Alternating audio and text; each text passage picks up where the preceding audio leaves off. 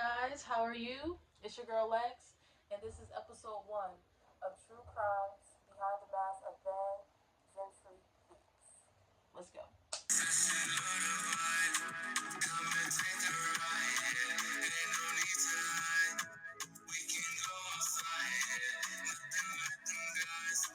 Now, guys, for the people that have been here, thank you so much. We have 430 subscribers. Shout out to y'all. And the people that are subscribing and liking, guys, please join on in.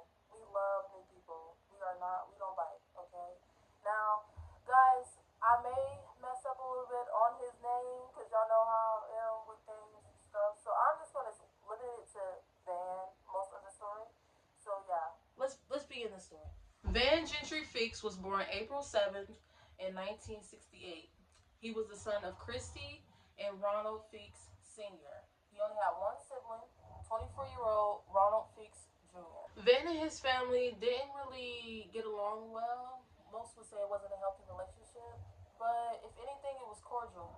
Both parents separated 2 weeks before the incident, and Van felt like in his life with living with them, he didn't feel like his mother treated him the same as his older brother Ronald. And sources say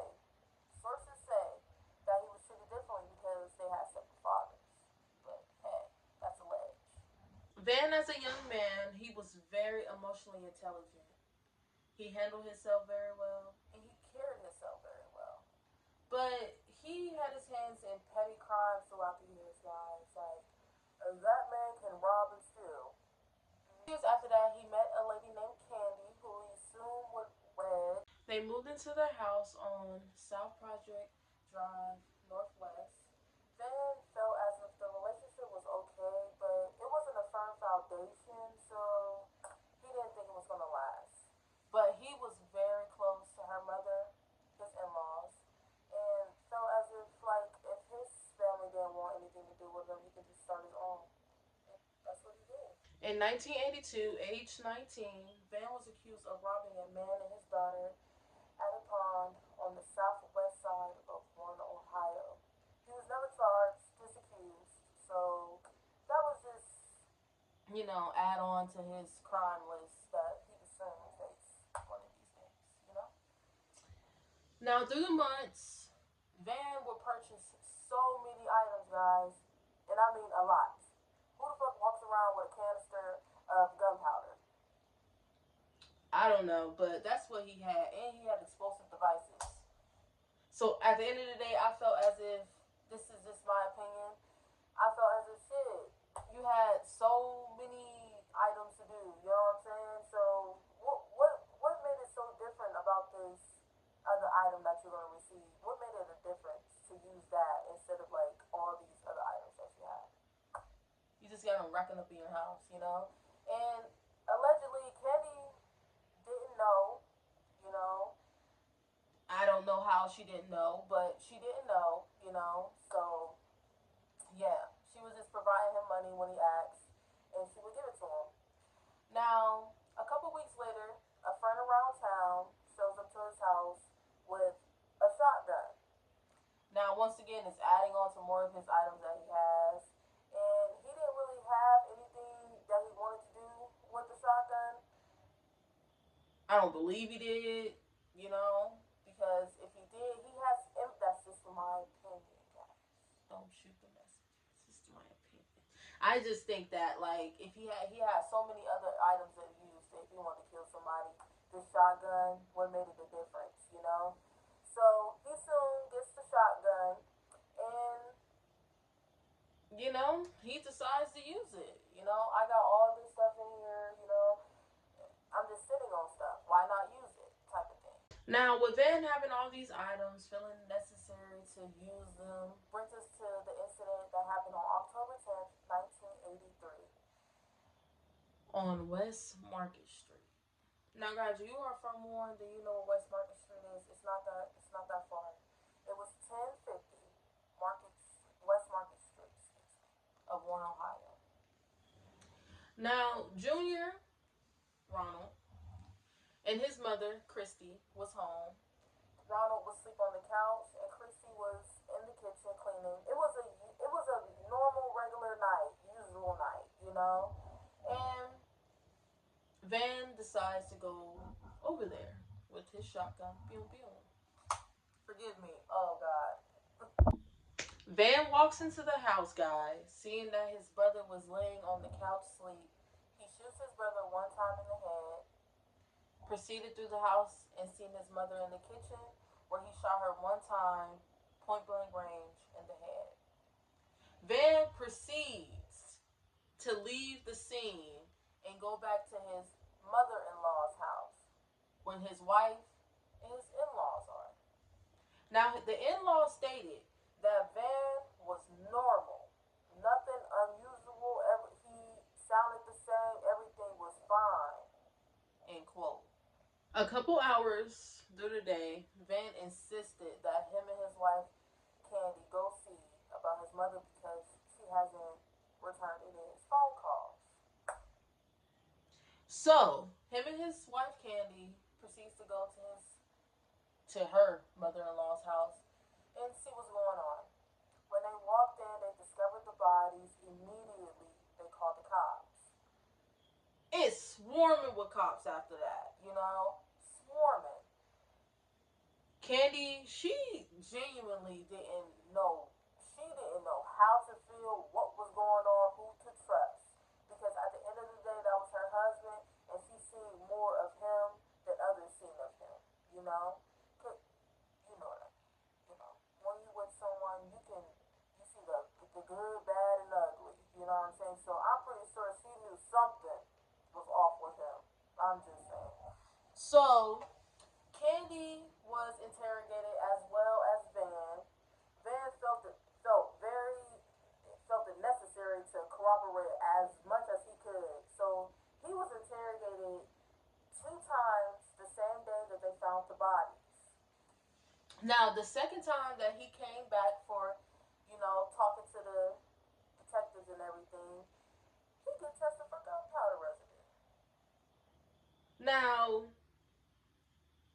you know how some detectives be like, do this, you can just rule yourself out. We're not looking at you for a suspect, but you can just rule yourself out type thing. Now, I don't know why that man decided to do that, but he decided to do that, and yeah. So, they said that he wasn't a suspect until after the results and everything came back. So, even while they're waiting on the results, he still was not a suspect.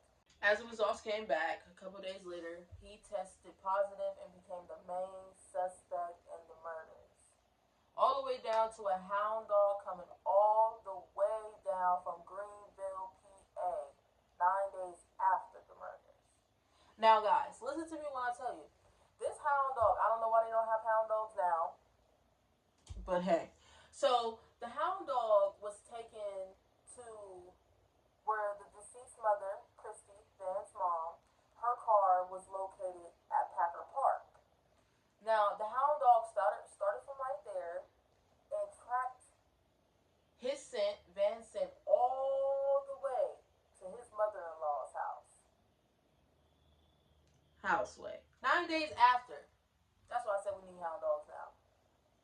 Anyways, so tracked it all the way to the mother-in-law's house. Just by the smell of his overalls. Now, Van faces the death penalty if he is convicted of these crimes.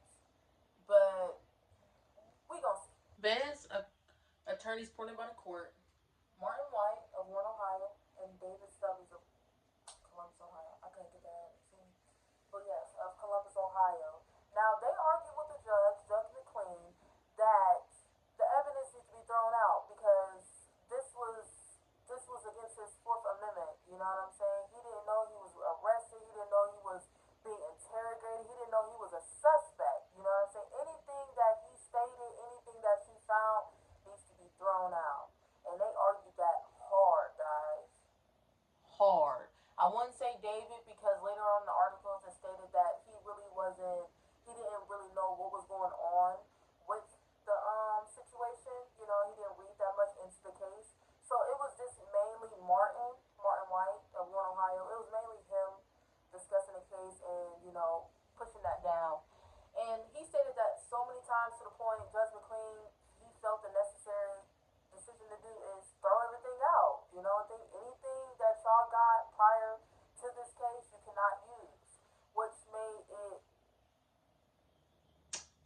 made it hard for the prosecutor Watkins. It made it very hard for him, and he was very frustrated with it too. To the point, they threw it out. It became a mistrial. But while Van was in jail, going through it with the case and everything, he took the charge for breaking and entering that he did the year before. So while he's in there for the case to see if he is guilty or not, he is also serving his time for breaking and entering that he did the prior year. Okay, stay with me, guys. Stay with me. Okay, so by the time the case was, finished and the mistrial came upon, he was out of jail. He served his breaking and entering, so he was a free man. Okay, he definitely could have got away with it. No cap. He definitely could have got away with it. But the prosecutor, he had the other plans. He had other plans. He's thinking y'all about to let this man back on the streets after we know he did this, and we can't find a gun. We can't do nothing. So you know what he did? He went to the Supreme Court. Prosecutioner Watkins, he pleaded with the Supreme Court about the evidence being thrown out.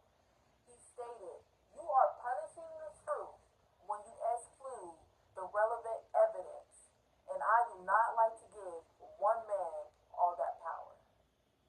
Sorry, I had to turn my head because I want to read word for word, because that man meant what he said. Okay? So when he pleaded, the jury finally decided to make a little in the, hold on guys, let me actually read this. It's the 70-year-old exclusionary rule, a rule that bars prosecutioners from using evidence obtained illegally by police. Now guys, we already know the government be already screwing us all, you know what I'm saying? They don't want us to bend the law, but when it's necessary for them to bend the law, they're going to bend the law. Just saying. And this is no grace to that man Van, but I'm just saying. Now, the Supreme Court decides to bend the little rule a little bit and just said anything that the police found, anything, proceed on with it. So, rack him up. And the case is back on. Now, before it was only 1,000 per count, you know what I'm saying? But Prosecutor Watkins, he said, no, we're going to make this 10,000 per body, okay? Now, back in the day, 1,000 was a lot. So 10,000, you ain't getting out. You're not getting out. So boom, it's 10,000 per body. And you're held on bond. When we go in here and we get our trial date, this is what it is. And I don't want him to get out. I want you to handcuff him right now and take him back there until the trial date. And that's what they did. The trial date was set for June 24th of 1985. Okay, guys? And all the evidence was pushed back through. Anything that was thrown out from the mistrial from the last case is being used now. And they also got more submitted evidence and some more statements about like witnesses that seen things, but it was never in anything in particular or shown to the public. That's just something they stated. And allegedly they never found the weapon. But I think from all the witnesses and the statements that he made, and also getting tested for the gunpowder residue, was enough for a jury to convict that man. He was found guilty, and he served a 30-year life sentence and possibly a parole. He went up for parole 2 times, and he was denied. Sources also say that Van doesn't need to get out of jail. He doesn't regret it, and he felt as if he should have waited. If he would have waited until somebody else found him, then he would have been fine. And if he could do it again, even better, he would. That's not a man we need around here. I'm telling you now.